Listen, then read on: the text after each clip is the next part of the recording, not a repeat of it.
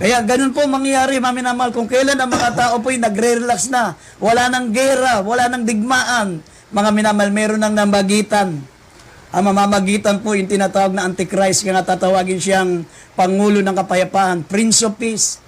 Titingalain siya ng mga tao, mga minamahal, ng mga Islamic country, na lahat ng bansa sa paligid, mga minamahal, lahat ng mga tao sa buong mundo, kikilalanin siya bilang Pangulo ng Kapayapaan sapagkat pagkakasunduin niya ang mga nagdidigmaang ito.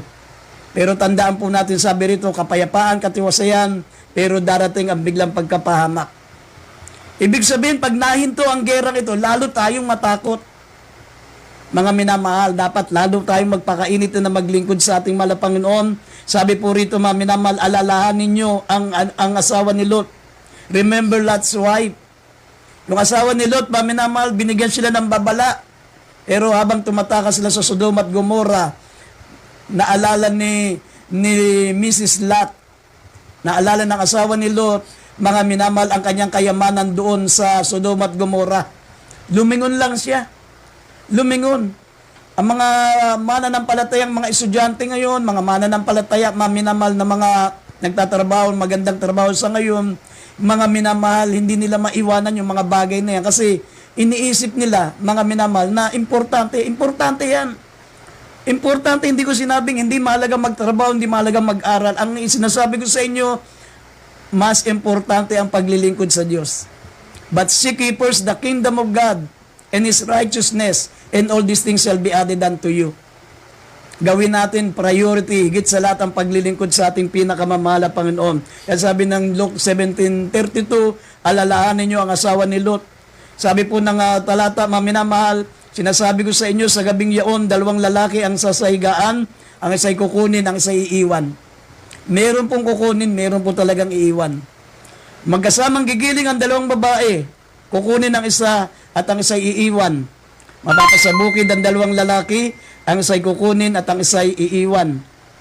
Meron talagang may iwan, mga minamahal. At ang sabi pa ng verse 37, pagsagot nila ay sinabi sa kanya, saan? Biro mo, hindi tinanong ng mga alagad kung kailan. Ang tanong nila, saan? Saan, Panginoon?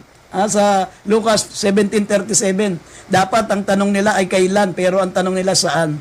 Ibig sabihin, saan magaganap ang pagparito ng ating mahal na Panginoon? Sabi rito, kung saan naroon ang bangkay, doon naman nagkakatipon ang mga uwak. Ibig sabihin, kung saan nagkakatipon ang uwak ng minamahal, kapag may bangkay, nandun lahat ng mga buitre, sama-sama nilang kinakain yung bangkay. Saan tayo nagkakatipon? Anong araw na tayo po'y nagkakatipon? Saan tayo nagkakatipon? Yung ating banal na gawain. Sa madaling salita, babalik ang ating mahal na Panginoon sa araw na meron tayong banal na pagtitipon.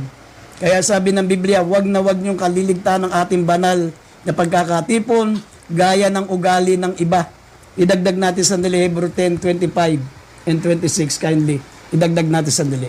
Dito po sa Hebreo chapter 10 verse 25 up to 26, na wag natin pabayaan ang ating pagkakatipon, na gaya ng ugali ng iba, kundi mag-aralan sa isa't isa, at lalo kung inyong namamalas na lapit ng araw. Sapagkat kung ating sinasadya ang pagkakasala, pagkatapos na ating matagap ang pagkakilala sa katotohanan, ay wala nang natitira pang tungkol sa mga kasalanan. Amen. Kaya sabi ng Biblia, maminamalwag natin kaliligtan ang ating pagkakatipon. Kasi magaganap ang rapture sa pagtitipon. Sa araw ng pagtitipon. Kasi kung darating ang ating mahal na Panginoon sa ordinaryong araw, hindi po tayo lahat masasama. Hindi lahat ng mga mananampalataya, mga minamahal ay masama sa rapture. Kasi iba-iba yung gawain natin. Baka nagkakasala tayo sa panahon na yan. Mayroong nagpupuri na pero tulog pa sila. Kung nangyari yung rapture, tulog sila. Ordinary days. Maiwan sila. May mga Kristiyano, mga minamahal na abang ang iba ay nagpupuri, yung iba naman nanonood lang ng TV, o yung iba nandun sa mga pasyalan, nasa mall, yung iba naman, maminamahal, nandun na sa kasama ng mga barkada nila, nagpupuntas lang kung saan-saan. Kaya, pag dumating ang mahal na Panginoon na wala yung pagkakatipon, hindi sa araw ng ating banal na pagtitipon, marami pong maiiwan. Pero sabi nga ng banal na kasulatan, ang ating mahal na Panginoon na hindi liko para limutin ang ating mabubuting gawa. Ayaw niya, maminamahal na may iwan sa atin kahit isa. Gusto niya lahat tayong makasama sa pagbabalik ng ating pinakamamahal na Panginoon. Kaya darating ang araw, maminamahal na pagtitipon, ang pagparito ng ating pinakamamahal na Panginoon para lahat po tayo nakahanda. Lahat po tayo makasama. Maliban lang, yung sa mga Kristiyanong nagpanahon ng pagpupuri, nandun sila sa labas. Nandun sila sa tindahan. Hindi po makasama yung mga ganong uri ng Kristiyano. Dapat ang Kristiyano, pag nasa araw ng pananambahan, nakapokus ka sa pagsamba, nakapokus ka sa pakikinig, nakapokus ka, maminamahal sa pagpupuri, at higit sa lahat, mga minamahal, nakatuon ang isip mo sa ating pinakamamahal na Panginoon para pag bumalik ang ating mahal na Panginoon sa panahon ng pagsamba, makakasama po tayong lahat.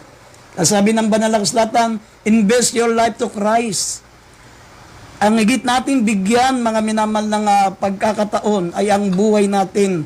I-invest natin sa mahal na Panginoon. Sabi nga, huwag tayo magtipon ng kayamanan dito sa lupa na mananakaw, masisira, at hindi nananatili, kundi, sabi ng banal na kasulatan, mag-invest tayo ng buhay natin sa Diyos. Ang bigyan natin ng higit na importansya ay ang paglilingkod sa mahal na Panginoon. Sabi po rito, Deuteronomy chapter 10, verse 12 up to 13, sabi, iibigin mo ang mahal na Panginoon, paglilingkuran mo siya, at sabi ng Biblia, ikaw ay magkakaroon ng buhay na walang hanggan sa piling ng ating mahal na Panginoon. Basahin natin ang Deuteronomy chapter 30, verse 19 and 20. Dito po sa Deuteronomio, Kabanatay 30, 19 up to 20. Ako na po. Dito sa Deuteronomy chapter 30, verse 19 up to 20. Sabi po dito, aking tinatawag ang langit at ang lupa na pinakasaksi laban sa iyo sa araw na ito, na aking ilagay sa harap mo ang buhay at kamatayan, ang pagpapala at ang sumpa. Kaya piliin mo ang buhay upang ikaw ay mabuhay, ikaw at ang iyong bini.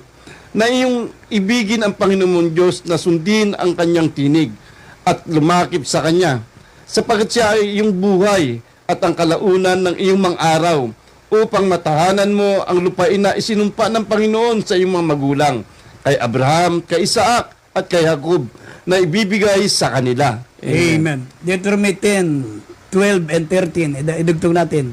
Dito po sa Deuteronomio, 10. Kabanatay 10, talatay 12 at 13. At ngayon, Israel, ano ang hiningi sa iyo ng Panginoong Diyos, kundi matakot ka sa Panginoong Diyos, lumakad ka sa lahat ng kanyang mga daan, at ibigin mo siya at paglilingkuran mo ang Panginoong Diyos ng buong puso mo at ng buong kaluluwa mo.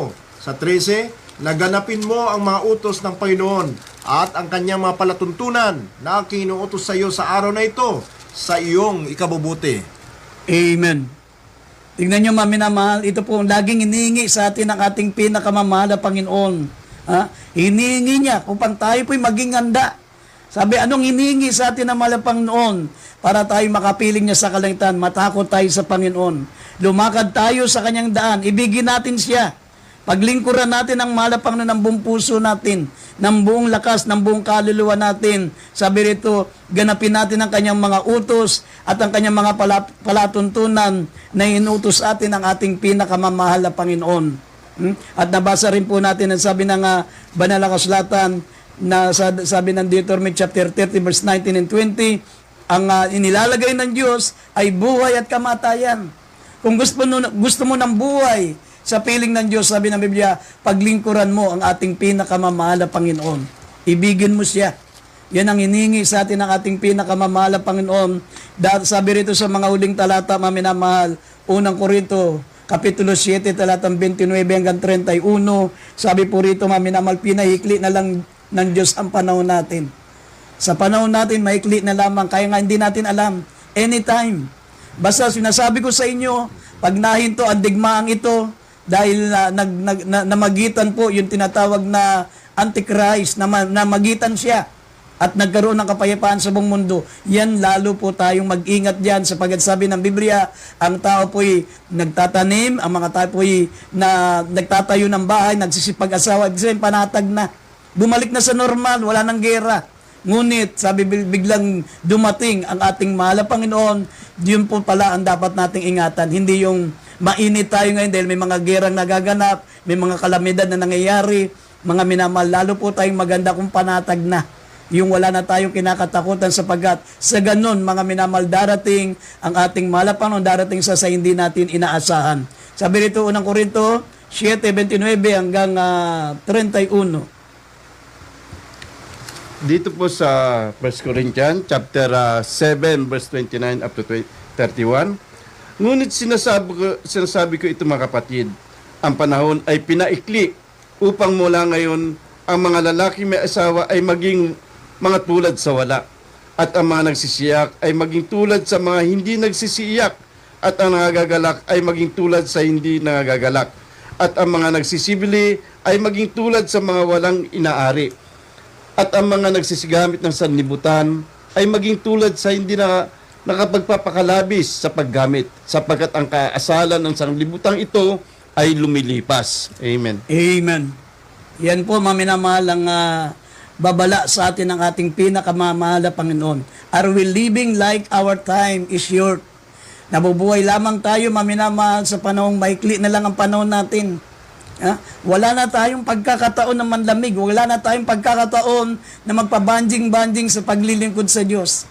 Lahat ng mga nagaganap na yan, mga minamahal, anytime, babalik ang ating malapon niyan po yung mga palatandaan. Pero sinasabi ko sa inyo, huwag kayong mainit habang may gera, tapos pagtapos na yung gera, doon lamang tayo magpapalamig uli. Sapagkat sabi ng Biblia, pag wala na, sabi ng Biblia, kapayapaan, katiwasayan, biglang darating po ang sudden destruction, ang pagbabalik ng ating pinakamamahal na Panginoon. Sabi po rito, ang lalaki may asawa ay maging tulad sa walang asawa. Kung may asawa ka, maminamahal, isipin mo wala kang asawa kasi maraming mga Kristiyano, mainit sila nung mga dalaga at binata pa. Nung nagkaasawa na, malamig pa sa ilong ng pusa. At ang sabi, ang mga nagsisiyak na tulad sa hindi nagsisiyak. Ang mga taong may mga problema, may mga pagsubok, ay wag nating ituring na parang tayo po ay may mga pagsubok. Ibig sabihin, isipin natin, matatapos na po lahat ng kahirapan natin dito sa sanlibutan. At ang sabi, ang mga nagagalak ay tulad sa hindi nagagalak. Ang mga nagsisibili ay maging tulad sa mga walang pag-aari. Ibig sabihin, huwag tayong maging materialistic. Huwag tayong maging tumingin sa mga bagay dito sa libutan, sapagkat sabi ng Biblia, mga minamahal, lahat ng bagay dito sa lupa, iiwan po. Iiwan po natin yan. Dito, ang huling talata dito sa Job. Basa natin ang Job 36 verse 18, mag-ingat ka. Mag-ingat ka, binibigyan tayo ng babala, mga minamahal. Sabi, mag-ingat ka, baka iligaw tayo ng kasiyahan. Baka iligaw tayo ng mga kalayawan dito sa libutan at sa laki ng katubusan na ginawa ng malapang noon sa krus ng Kalbaryo. Basahin po natin ulit talata. Dito po sa Job, Kabanata 36, talata 18. Sapagkat may puot, mag-ingat ka, baka ikaw ay iligaw ng iyong kasiyahan, ni mailigaw ka man ng kalakhan ng katubusan. Amen. Sapagkat may puot, ibig sabihin may naghihintay na greatest tribulation. Kaya mag-ingat ka, baka ikaw ay iligaw ng iyong kasiyahan, ni mailigaw ka man ng kalakhan ng katubusan. Ibig sabihin, baka isipin mo, tinubos na ako ng mahal na Panginoon, napakalaki ng kanyang paghihirap sa krus ng Kalbaryo, kaya hindi ako mapapahamak. Kaya nga nagkatawan tao si Kristo para iligtas ako, mga minamahal. Pag ikaw ay nagpabaya sa paglilingkod mo sa malapang, pwede kang maiwan, maranasan mo, mga minamahal, ang pugutan ng ulo. Mababasa nyo sa Revelation chapter 20 verse 4, ang mga nakaakyat sa langit, yung mga napugutan ng ulo na naiwan sa rapture.